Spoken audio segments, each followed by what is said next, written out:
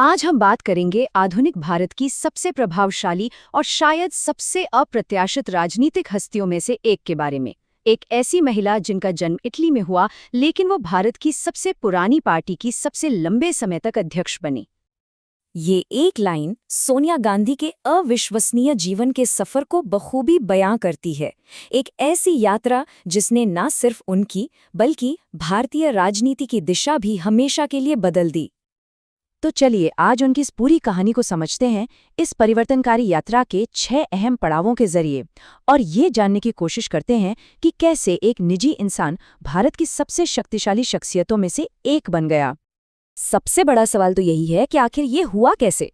एक महिला जो राजनीति से कोसों दूर रहना चाहती थी, वो भारत के सबसे पुराने राजनीतिक दल के शिखर तक कैसे पहुंची? यही सवाल इस पूरी कहानी के केंद्र में है। चलिए इस असाधारण सफर की बिल्कुल शुरुआत से पड़ताल करते हैं। देखिए, उनकी कहानी की शुरुआत राजनीति से नहीं बल्कि राजनीति से एक सोची समझी दूरी बनाने से होती है। सार्वजनिक जीवन में आने की कोई इच्छा नहीं थी, बल्कि इसे हर कीमत पर टालने की कोशिश थी।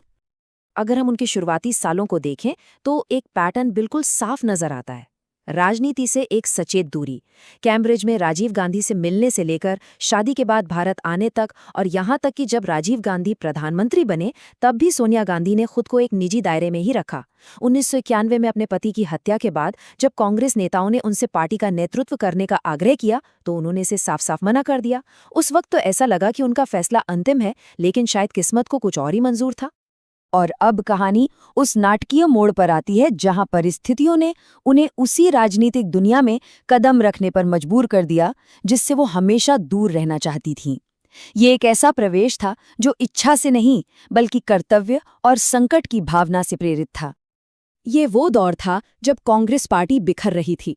पीवी नरसिम्हा राव के नेतृत्व में पार्टी 1996 का चुनाव हार गई, और सीताराम केसरी के अध्यक्ष बनने के बाद पार्टी के कई बड़े नेता जैसे ममता बनर्जी, पी चिदम्बरम और अर्जुन सिंह ने विद्रोह कर दिया था। पार्टी को एकजुट रखने का दबाव बढ़ता ही जा रहा था। और फिर जो हुआ वो बहुत तेजी से हुआ।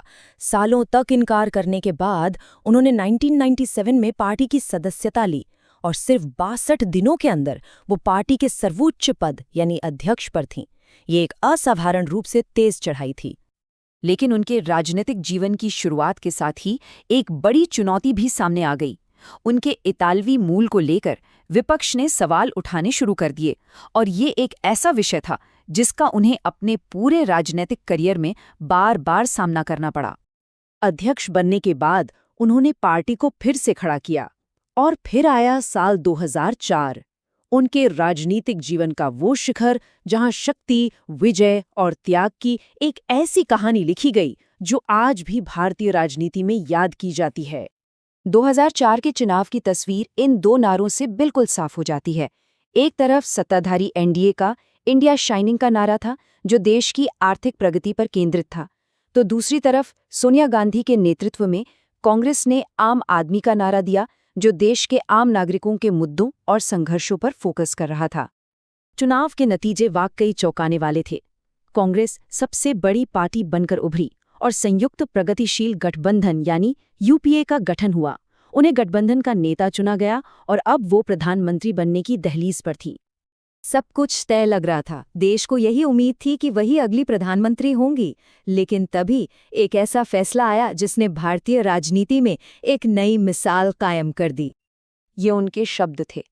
प्रधानमंत्री पद को अस्वीकार करते हुए उन्होंने डॉक्टर मनमोहन सिंह को इस पद के लिए नामित किया।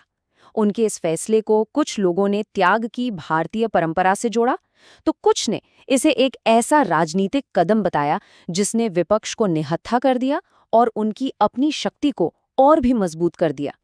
प्रधानमंत्री पद ठुकराने के बाद भी सत्ता का केंद्र वही रहीं। उन्होंने सरकार के बाहर रहकर एक अनोखा पावर सेंटर बनाया। इसी दौर में उनकी सबसे बड़ी विरासत बनी और सबसे बड़े सवाल भी उठे। राष्ट्रीय सलाहकार परिषद यानी नैक के अध्यक्ष के रूप में उनकी भूमिका बहुत महत्वपूर्ण थी। इसी परिषद की सिफारिशों पर मनरेगा, सूचना का अधिकार और खाद्य सुरक्षा जैसे कई ऐतिहासिक कानून बने, जिन्होंने भारत के सामाजिक कल्याण के परिदृश्य को हमेशा के लिए बदल दिया और करोड़ों लोगों को कानूनी अधिकार दिए। इसी दौरान उन पर लगे पुराने आरोप भी चर्चा में बने रहे। एक प्रमुख आरोप यह था कि भारतीय नागरिक बनने से पहले ही उनका नाम 1980 की मतदाता सूची में था। इसके जवाब में उनकी पार्टी ने इन दस्तावेजों को जाली बताते हुए तर्क दिया कि उनमें इस्तेमाल की गई शब्दावली उस समय आधिकारिक थी ही नहीं। लेकिन इन राजनीतिक विवादों का उनके चुनावी प्रदर्शन पर कोई खास असर नहीं पड़ा। जमीनी स्तर पर उनका जनाधार मजबूत बना रहा। अमेठी और बाद में रायबरेली से वो लगातार बड़े अंतर से जीतती रहीं, जो उनके प्रति जनता के सीधे समर्थन को दिखाता है। हालांकि ये भी सच है कि नीतिगत सफलताओं के साथ साथ विवाद भी उनके कार्यकाल का हिस्सा रहे। बोफोर्स घोटाले में उनके दोस्तों का नाम आना और नेशनल हेराल्ड मामला जैसे मुद्दे सार्वजनिक चर्चा का विषय बने रहे। सत्ता के शिखर के बाद उनकी भूमिका में एक और बड़ा बदलाव आया। अब वो एक सक्रिय पार्टी अध्यक्ष से एक वरिष्ठ राजनेता और सलाहकार की भूमिका में ढल रही थीं, जो पर्दे के पीछे से मार्गदर्शन करती हैं। 2017 में लगभग 2 दशकों तक अध्यक्ष रहने के बाद उन्होंने ये पद अपने बेटे राहुल गांधी को सौंप दिया। हालांकि 2019 के चुनावों में हार के बाद जब राहुल गांधी ने इस्तीफा दिया तो पार्टी को संभालने के लिए वे 2022 तक एक बार फिर अंतरिम अध्यक्ष के रूप में वापस लौटीं। सक्रिय अध्यक्षता से हटने के बाद भी वे प्रमुख नीतिगत मुद्दों पर अपनी आवाज उठाती रही हैं, चाहे वो ग्रेट निकोबार परियोजना पर पर्यावरणीय चिंताएं हों या नई शिक्षा नीति पर संघीय ढांचे को लेकर सवाल। उन्होंने एक वरिष्ठ विपक्षी नेता की भूमिका को सक्रिय रूप से निभाया है। और 2024 में एक महत्वपूर्ण बदलाव आया। उन्होंने स्वास्थ्य कारणों का हवाला देते हुए लोकसभा चुनाव न लड़ने का फैसला किया और राजस्थान से राज्यसभा के लिए चुनी गईं। यह उनके प्रत्यक्ष चुनावी राजनीतिक करियर के एक युग का अंत था। तो ये एक ऐसी यात्रा है जिसमें निजी त्रासदी है, सत्ता का शिखर है और पद का त्याग भी है।